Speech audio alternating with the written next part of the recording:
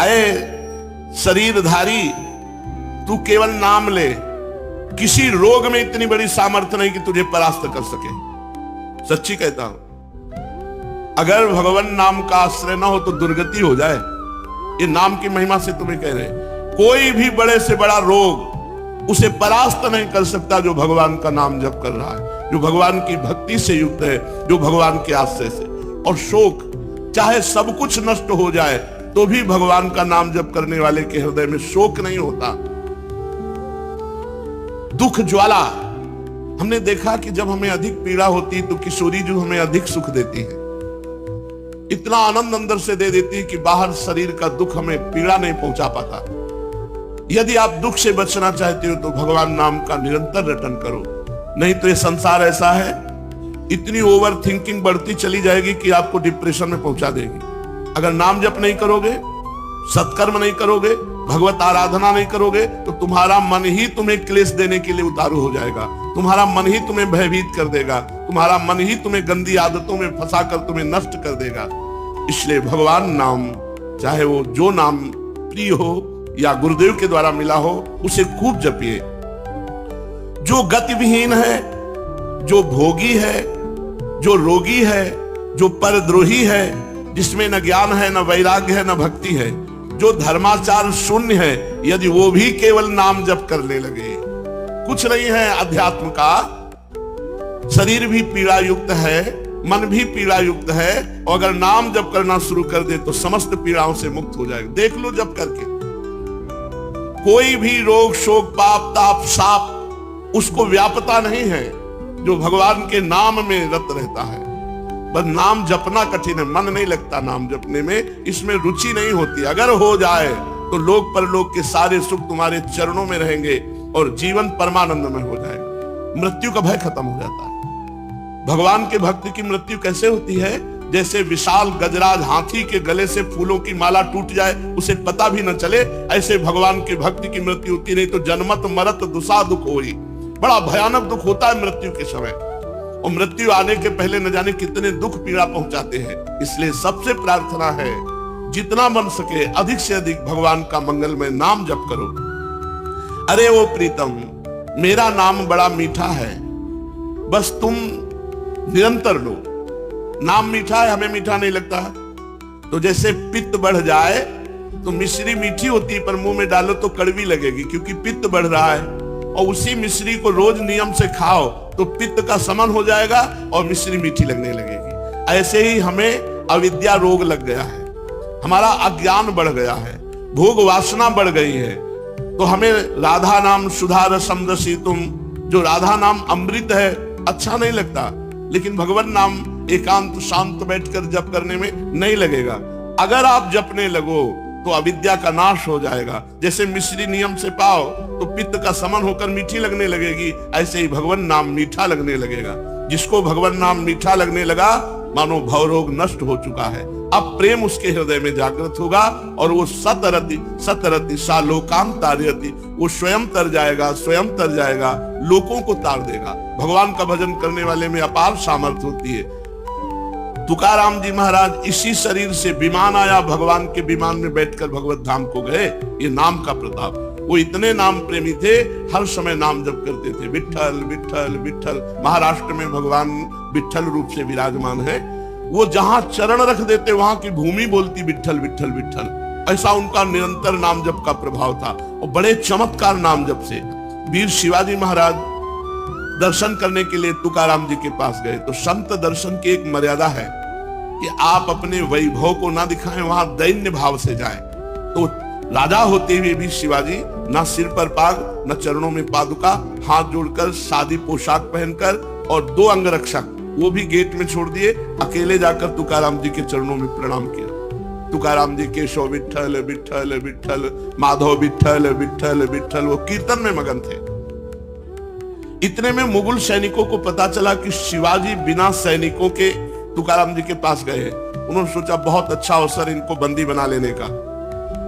गुप्तचर लगे हुए थे, तुरंत सूचना मिली तो जो अंगरक्षक गेट में खड़े थे वो अंदर गए और कान में लगकर शिवाजी से कहा कि मुगलों को पता चल गया है कि आप यहाँ आ गए हैं, तुरंत यहाँ से हट जाइए नहीं तो आपको बंदी बना लेंगे। शिवाजी ने कहा बाहर जाओ। तुकाराम जी की तरफ देखा, उनका विठ्ठल विठ्ठल विठ्ठल, बैठे रहो और वो भगवान नाम कीर्तन कर रहे। देखो नाम कीर्तन का अमोघ प्रभाव।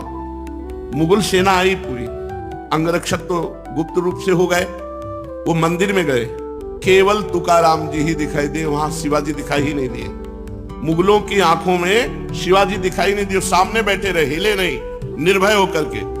पूरे मंदिर में ढूंढा, जब नहीं मिले तो उनका गलत सूचना मिली और वो वापस चले गए। और वो वैसे ही कीर्तन में बैठे रहे, तुकाराम जी कीर्तन कर रहे, सामने शिवाजी, लेकिन कोई मुगल शिवाजी को नहीं देख पा रहे, मुगल सैनिक। ये भगवान नाम का अद्भुत चमत्कार। जो भगवान नाम का जप करते हैं उनमें अपार सामर्थ्य होती है। एक बार कबीरदास जी को जो मुगल सम्राट था उसने बंदी बना लिया। उनकी मां को कुछ विद्वान जनों ने कि तुम्हारा लड़का देखो राम राम कहता है, उचित होगा कि वो अपने धर्म का नाम उच्चारण करे, इसलिए तुम बादशाह से यदि कह दो तो वो तुम्हारे धर्म की बात मानेगा। वो बूढ़ी माँ, उनको समझ में आया कि ठीक बात कह रहे हो। बादशाह से विद्वानों ने निंदा करके कबीरदास जी के लिए विपरीत भावना भर दी, बंदी बना लिए गए कबीरदास जी। तो इनसे कहा कि तुम इस नाम को छोड़ो। उन्होंने कहा नहीं, जो लगन लग गई अब वो छूटने वाली नहीं, तो उनका इसे हाथी से रौंदा दो। तो कबीरदास जी के दोनों हाथ ऐसे जमीन पे रखकर बांध दिए गए, खूंटे में ऐसे ऐसे गाड़कर रस्सी से ऐसे बांध के, और सामने से मत वाला हाथी दौड़ाया गया। तो हाथी जो ही आता तो बस जब 4 कदम दूर रह जाता तो बड़ी जोर से चिघार कर वापस लौट जाता।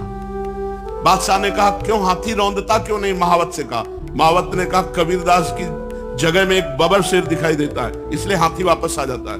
बादशाह ने कहा तुम झूठी बात कहते हो, मैं स्वयं चढ़कर देखूंगा। और जब हाथी पर सवार हुए और जे ही उनको रौंदने के लिए आगे बढ़ाया तो देखा बबर शेर, तो वापस आती भगवान नरसिंह स्वयं वहां प्रकट हो गए अपने नाम जापक की रक्षा के लिए। फिर दूसरी चाल चली, कबीरदास जी को जैसे प्रहलाद जी को होली में दहन किया, ऐसे कबीरदास जी को जलाने का प्रयास किया। पूरा लकड़ियों का ढेर लगा दिया, बीच में कबीरदास जी को विराजमान कर दिया और आग लगा दी।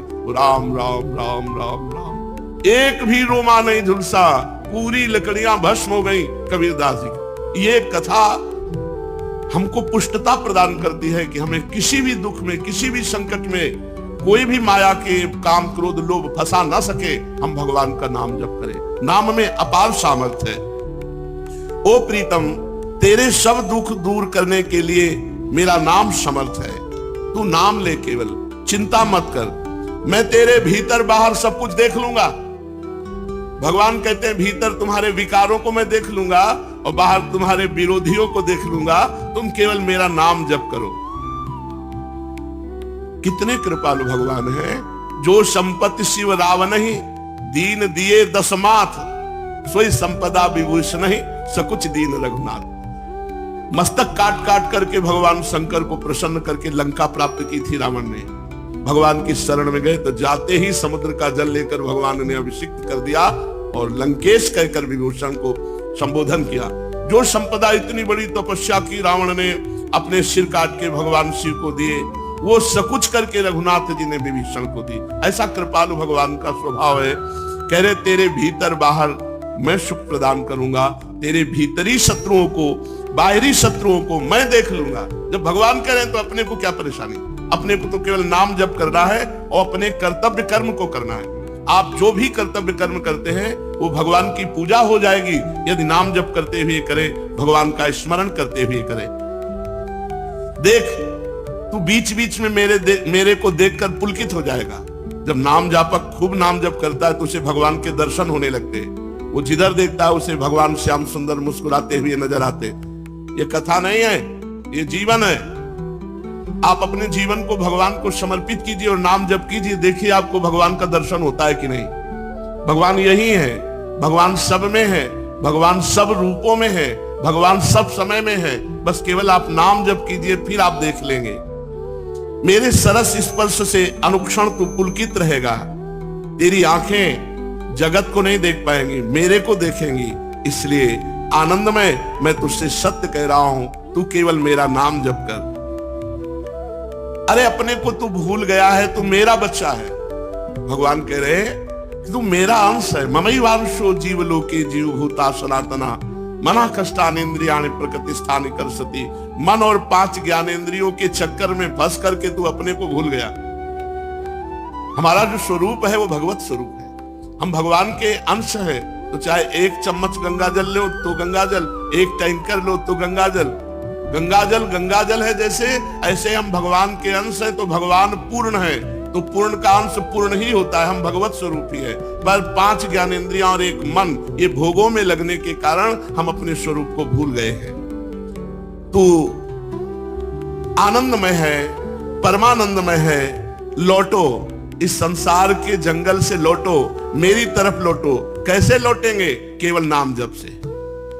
जितना नाम जप करोगे उतने तुम मुझे अपने सानिध्य में देखोगे। नाम जप नहीं है तो ये माया सामने दिखाई देगी, स्त्री पुत्र धन मकान नाना प्रकार की भोग सामग्री, और इसी में अब ये कर लेंगे तो हम सुखी हो जाएंगे, अब ये संग्रह कर लेंगे, इतना कमा लेंगे, ऐसा कर, और ऐसा सोचते सोचते मृत्यु आ जाती। कभी किसी का आज तक काम पूरा नहीं हुआ।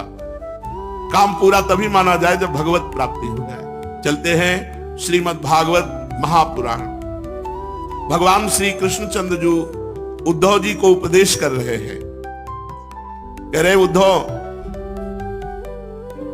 जब मृत्यु सिर पर नाच रही है, हर जगह आपको शास्त्रों में यही संबोधन मिलेगा कि सावधान हो जाओ, सावधान। आराम से कार में बैठे जा रहे हैं, पता नहीं अब उतर पावे कि ना उतर पावे। आराम से भोजन पाने के लिए बैठे, पता नहीं कवल निगल पावे कि ना पावे। भगवान कह रहे उद्धव, मृत्यु सिर पर नाच रही है, तब कौन सी भोग सामग्री या भोग कामना तुम्हें सुखी कर सकती है? किसी भी भोग में सुख नहीं है, केवल तुम्हारे चिंतन के कारण उसमें सुख लगता है। हे उद्धव, मनुष्य को यदि वध स्थान पर वध के लिए निश्चित कर दिया जाए कि तुम्हें आज 10 बजे फांसी मिलेगी या गोली मार दी जाएगी, अब उसको विश्व के हर सुख दे दो, सुंदर स्त्री, खान पान, सब सामग्री, उसको किसी में सुख नहीं मिलेगा, क्योंकि उसके चिंतन में बैठ गया कि 10 बजे गोली मार दी जाएगी। तो जिस मनुष्य को फांसी लटकाने के लिए ले जाया जा रहा हो, तो उसे फूल, चंदन, स्त्री, पदार्थ कदापि सुख नहीं दे सकते। तो प्यारे उद्धव, ऐसे ही तुम्हारे सिर पर मृत्यु सवार है, कभी भी वो आक्रमण कर सकती है। तो लौकिक पारलौकिक सुख तुम्हें कोई सुख नहीं देंगे। इसी भूल में सब लोग फंसे हुए हैं कि हम जितना रुपया कमा ले उतना सुखी हो जाएंगे। हमारे हृदय की बात समझ लो, जितना नाम जप कर लोगे उतने सुखी हो जाओगे। भगवान कह रहे हैं उद्धव, ऐसे ही स्वर्ग आदि लोकों में है, जैसे मृत्यु लोक में है तो स्वर्ग लोक में थोड़ी VIP व्यवस्था है, विमान मिलता है, अप्सरा मिलती है, अपने पुण्य के अनुसार भोग करो, इसके बाद पुण्य क्षीणे मृत्यु लोके विशंति। और स्वर्ग भी कोई सबको थोड़ी मिलता है, उनको मिलता है जो बड़े बड़े पुण्यात्मा हैं, बड़े बड़े यज्ञ करने वाले दानवेता हैं, पर वो भी टिकाऊ नहीं है स्वर्गिक सुख। हे उद्धव, पुण्य क्षीण होने पर उस स्वर्ग में गए हुए पुरुष को नीचे गिरना होता है। एक माला पहनाई जाती है जो यहां से जाता है स्वर्गलोक, जैसे जैसे उसके पुण्य क्षीण होते हैं वैसे वैसे माला कुम्हला जाती है, और जहां माला सूख गई उसे फिर यहां धकेल दिया जाता है मृत्यु लोक में। फिर कर्म के अनुसार वो पशु पक्षी देवता क्या बनता है। यदि कोई मनुष्य दुष्ट संगति में पड़कर अधर्म आचरण करता है, अपनी इंद्रियों के वश होकर मनमानी आचरण करता है, कभी किसी को दान पुण्य नहीं करता, लंपट है, दूसरे प्राणियों को सताता रहता है, और जो पशुओं का मांस खाते हैं, मदिरा पीते हैं, ऐसे लोग घोर नरक में जाते हैं और वहां विविध प्रकार की कष्टमयी यातना को भोग कर तब वो पवित्र होते हैं। इसलिए प्रार्थना करते हैं, मांस नहीं खाना चाहिए। सोचो तुम मनुष्य हो, कोई हिंसक जंतु नहीं हो। सात्विक और आध्यात्मिक संकल्प में शक्ति होती है। पहले के ऋषि मुनि ऐसे ऐसे दिखाई देते थे, लेकिन बड़े बड़े चक्रवर्ती सम्राट कांपते थे। आज पता नहीं कौन बुद्धि बन गई है, तो अंडा खाना, मछली खाना, मांस खाना, शराब पीना, पराये माता बहनों की तरफ गंदी दृष्टि देखना, मतलब नरक जाने का कार्ड तैयार कर रहे हो। किसी को नहीं खाना चाहिए। अगर खाते हो, हमारी आवाज जा रही है आपके कान तक, तो हमारी प्रार्थना आप बंद कर दो। कुछ लोगों का कहना होता है कि हम तो पशुओं को मारते नहीं, हम तो दुकान से खरीद के लाते हैं या होटल से बना बनाया ले लेते हैं। तो कर्ता, प्रेरक, अनुमोदन तीनों को बराबर दंड मिलता है। कर्ता जिसने काटा, प्रेरणा मुझे इतना दे दीजिए, और जो पाया, तीनों को बराबर दंड मिलता है। यदि आप बचना चाहते, नरक नहीं जाना चाहते, दुर्गति नहीं भोगना चाहते, तो मांस खाना बंद करें, शराब पीना बंद करें, दूसरी माताओं बहनों की तरफ गलत दृष्टि देखना बंद करें। जितने भी सकाम और बहिर्मुख कर्म करने वाले हैं, इन सबको दुख भोगना पड़ेगा परिणाम में। जिसको अभी लगता है कि वो आदमी पाप कर रहा है और बड़ी उन्नति को प्राप्त हो रहा है, तो ऐसा समझ लो आखिरी इच्छा उसकी पूरी हो रही। जैसे किसी को 8वीं मंजिल से पटकने जाना हो तो 2 आदमी हाथ पकड़े, 2 आदमी पैर पकड़े, तो आप उसकी बड़ाई करो कि ये ना तो सीढ़ी चढ़ के जा रहा है, ना लिफ्ट में जा रहा है, 4 आदमी इसको सम्मान से ले जा रहे हैं, तो जानते हो कहां ले जा रहे हैं? छत से पटकने जा रहे हैं। ऐसे पापी पुरुष, पाप आचरण करने वाला यदि उन्नति को प्राप्त हो रहा है तो फ्यूज होगा। बल्ब जब ज्यादा प्रकाश करने लगे तो जान लेना फ्यूज होने वाला है। ऐसे पापी पुरुष जब ज्यादा उन्नति को प्राप्त हो तो जान लेना कुल परिवार सहित नष्ट होने वाला है। पक्की हमारी बात मान लेना, क्योंकि अभी पाप कर रहा है, पूर्व के पुण्य के द्वारा उसकी उन्नति हो रही। जहां वो पुण्य नष्ट हुआ और पूर्व का पाप और वर्तमान का पाप तो उसका नाश कर देगा। इसलिए श्री भगवान कह रहे हैं, उद्धव जितने ये मनमानी आचरण है ये सब दुर्गति करने वाले हैं। जीव शरीर में अहमता ममता कर लेता है और मनमानी आचरण करता है तो बार बार जन्म, बार बार मृत्यु से प्राप्त होती रहती है। ऐसी अवस्था में मृत्यु धर्मा जीव को क्या सुख प्राप्त होगा? सारे लोक और लोकपालों की आयु भी केवल 1 कल्प है, वो भी मुझ काल से भयभीत रहते हैं। औरों की तो बात ही क्या, स्वयं ब्रह्मा भी मुझसे भयभीत रहते हैं, क्योंकि उनकी भी आयु एक सीमित है, केवल 2 परार्ध, सतोगुण, रजोगुण और तमोगुण। ये तीनों गुण इंद्रियों को उनके कर्मों में प्रेरित करते हैं। इंद्रियां कर्म करती हैं, जीव अज्ञानवश सत्व रज आदि गुणों और इंद्रियों को अपना स्वरूप मान बैठता है और उनके किए हुए कर्मों का फल सुख दुख भोगने लगता है। हे उद्धव, जब गुणों में विषमता है, शरीर में मैं मेरेपन का अभिमान है, तभी तक आत्मा के एकत्व की अनुभूति नहीं होती। ऐसा लगता है बहुत सी आत्माएं हैं, लेकिन एक ही आत्मा है। जब तक अपने शरीर में अभिमान है, मैंपन है, तब तक आत्मज्ञान नहीं होता। जब तक आत्मज्ञान नहीं होता तब तक काल अथवा कर्म के अधीन जीव को रहना पड़ता है। जब तक परतंत्रता है तब तक भय बना रहता है। जब तक आत्मज्ञान नहीं होता तब तक काल और कर्म के अधीन रहना पड़ता है। जब तक परतंत्रता है तब तक दुख है और भय है। स्वतंत्रता तब होगी जब तुम्हें आत्मज्ञान हो जाएगा। प्यारे उद्धव, माया के गुणों में क्षोभ होता है, तब मुझ आत्मा को ही काल, जीव, वेद, लोक, स्वभाव, धर्म आदि के नाम से निरूपण करने लगते हैं। वास्तविक सत्य मैं एक आत्मा हूं। एक ही आत्मा इतने जड़ चैतन्य को प्रकाशित कर रही, अनेक नहीं है। जैसे एक सूर्य 1 लाख घड़े रख दिए जाएं तो 1 लाख प्रतिबिंब दिखाई देता है, तो सूर्य 1 लाख थोड़ी हो गए। और घड़ों के नष्ट होने पर सूर्य थोड़ी नष्ट होता है। ऐसे ये सब घड़े हैं, इनमें एक ही आत्मा का प्रकाश हो रहा है, परमात्मा का प्रकाश हो रहा है। इन घड़ों के नष्ट होने से परमात्मा में कोई फर्क नहीं पड़ता। उद्धव जी ने पूछा, भगवान, ये जीव देह आदि रूप गुणों में ही रह रहा है, फिर देह से होने वाले कर्मों या सुख दुख आदि के रूप फलों में ये क्यों नहीं बंधता? आत्मा गुणों से निर्लिप्त है, देह आदि के संपर्क से रहित है, फिर आत्मा को बंधन क्यों प्राप्त होता है? ये थोड़ा आत्मज्ञान विषयक चर्चा है। उद्धव जी ने पूछा, बद्ध पुरुष का लक्षण क्या है और मुक्त पुरुष का लक्षण क्या है? कैसे जाना जाए कि ये माया मुक्त है और कैसे जाना जाए माया बद्ध है? वो कैसा बर्ताव करता है जो मुक्त पुरुष होता है? वो कैसे बोलता है? किन लक्षणों से जाना जाए कि ये जीवन मुक्त महात्मा है, ये मुक्त हो चुका है? प्रभु, वो भोजन कैसे करता है? वो मल त्याग कैसे करता है? वो सोता कैसे है? वो बैठता कैसे है? चलता कैसे है? जो जीवन मुक्त पुरुष है वो, और जो बंधा हुआ है वो।